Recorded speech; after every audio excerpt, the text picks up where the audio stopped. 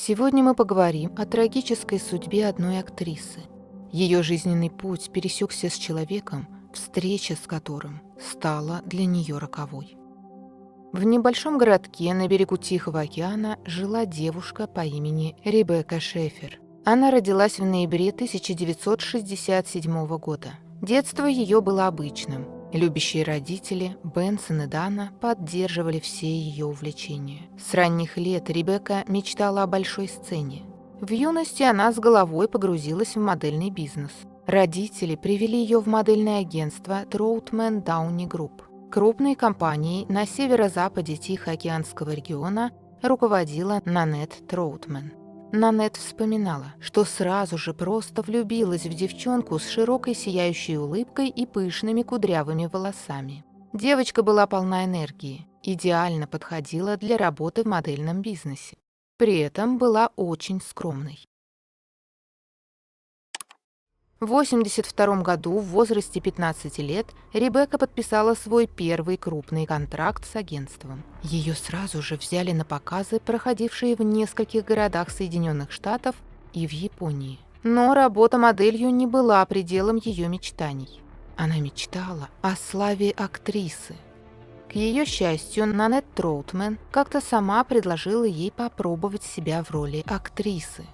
Спустя некоторое время Ребекка переехала в Нью-Йорк. На тот момент она еще училась в школе. Нанет помогала родителям девочки решить вопрос с переводом в Нью-Йоркскую школу. Теперь Ребекка еще одна начинающая актриса и модель, работающая в шумном мегаполисе. Она стала получать небольшие роли в различных проектах. Жизнь в Нью-Йорке была для нее волнительным временем. После учебы ей приходилось много работать, чтобы обеспечить себе более-менее достойную жизнь в дорогом городе.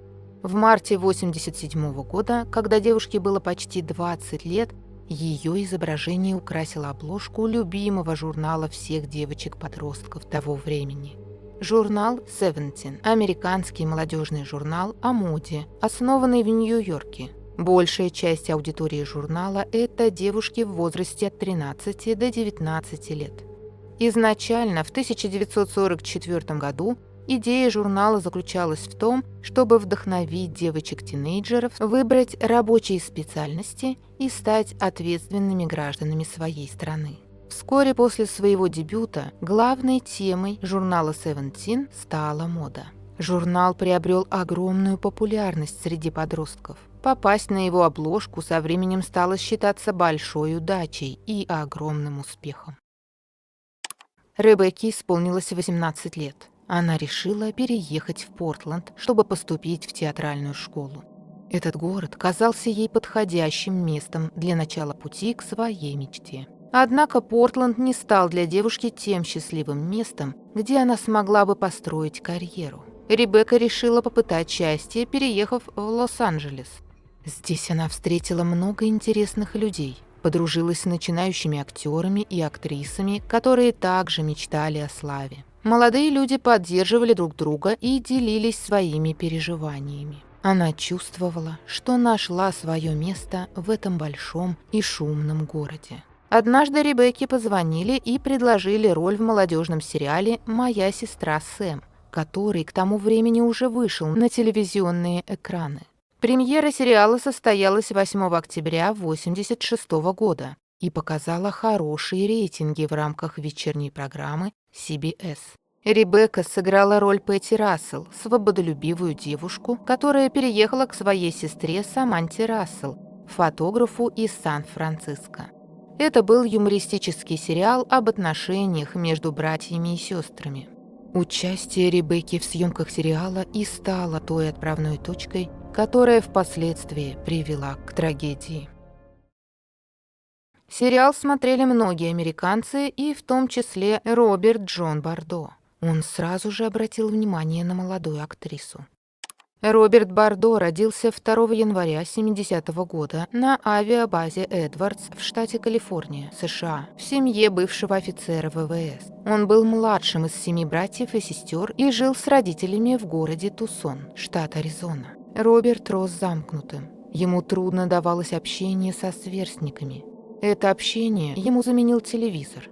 В 1983 году, когда Бардо было всего 13 лет, он впервые увидел по телевизору девушку, которая стала для него источником вдохновения и восхищения. Этой девушкой была Саманта Смит, школьница из штата Мэн, которая привлекла внимание всего мира своим письмом к генеральному секретарю ЦК КПСС Юрию Андропову. Ее письмо, написанное в разгар гонки вооружений, вызвало широкий общественный резонанс и принесло девочке международную славу. Саманта и ее родители отправились в СССР, встречали их с почестями. Улыбка Саманты стала тогда символом дружбы народов. Ее образ надолго запечатлелся в сознании юного Бардо. Он влюбился в нее и вскоре отправился в путешествие, чтобы встретиться с ней. Однако попытка юноши добраться до дома Саманты закончилась неудачей. Полиция задержала его и вернула домой. Спустя год Бардо снова увидел по телевизору красивую, талантливую девушку. На этот раз его внимание привлекла Ребекка Шеффер, молодая актриса. Бардо начал писать ей письма, полные романтических признаний. Он отправлял свои послания на адрес телестудии. Через 2 года менеджеры студии заметили его энтузиазм и решили поддержать юношу. Они предложили Ребекке ответить на письма Бардо. Девушка согласилась. Ребекка отправила Бардо свою фотографию с автографом и надписью «Моему дорогому Роберту». Получив ответ, Бардо счел его признаком взаимности. Вскоре виртуальная любовь переросла в настоящую одержимость. Его комната постепенно превратилась в музей с плакатами, вырезками из газет, открытками, кассетами и дисками. Он собирал любые материалы, в которых упоминалось имя Шеффер. И на самом почетном месте, практически в качестве иконы, стояла фотография с живым автографом. Однако останавливаться на этом Бардо не собирался и через какое-то время решился на свидание. В июне 1987 года он купил билет на автобус и приехал в Лос-Анджелес к воротам студии Warner Brothers с букетом цветов и плюшевым мишкой. Но охрана не пустила его даже на территорию студии, и разочарованному парню пришлось снова возвращаться домой ни с чем.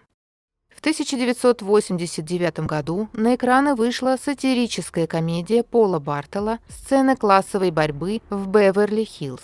В одной из сцен главная героиня Ребекка Шеффер снималась в постельной сцене. Это событие стало поворотным моментом для ее фаната Роберта Бардо. Он воспринял сцену как личное оскорбление. Ребекка изменила ему. Теперь он должен отомстить. Вдохновившись покушением на актрису Терезу Салдану, совершенное 15 марта 1982 года 46-летним бродягой Артуром Джексоном, Бардо нанял частного детектива, который за $350 раздобыл домашний адрес актрисы. Бардо попросил одного из своих старших братьев купить пистолет и пули. Роберту на тот момент было всего 19 лет, и он не мог самостоятельно купить оружие из-за возрастных ограничений. Брат помог молодому человеку приобрести револьвер. 17 июля 1989 года Бардо вернулся в Лос-Анджелес с одной целью – найти Ребекку и отомстить. 18 июля 1989 года Бардо пришел к Шеффер домой с бумажным пакетом, в котором были спрятаны пистолет и книга Селлинджера «Над пропастью воржи». Шеффер была дома одна. В этот момент она изучала сценарий, предложенный ей знаменитым режиссером Фрэнсисом Фордом Копполой. Коппола пригласил ее сниматься в 3-й части «Крестного отца». Когда Шеффер открыла дверь, Бардо достал из-под газеты пистолет и выстрелил в грудь девушки.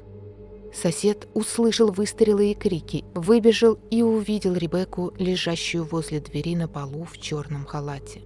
Мужчина вызвал скорую помощь, но врачи не смогли спасти пострадавшую. Ребекка скончалась спустя 30 минут. Сам Бардо скрылся в Тусоне. Незадолго до убийства Шеффера Бардо отправил одной из своих сестер письмо, в котором признался, что одержим актрисой. Случайные свидетели запомнили молодого человека в желтом поло, который бежал по Голливудскому бульвару. На следующий день несколько водителей в Тусоне сообщили, что видели парня в желтом поло, пытавшегося броситься под колеса машин. Полиция Аризоны задержала Роберта Бардо, который признался в убийстве. На суде Бардо выглядел растерянным и не мог четко объяснить свои мотивы. Он заявил, что был поклонником Ребекки и, возможно, зашел слишком далеко.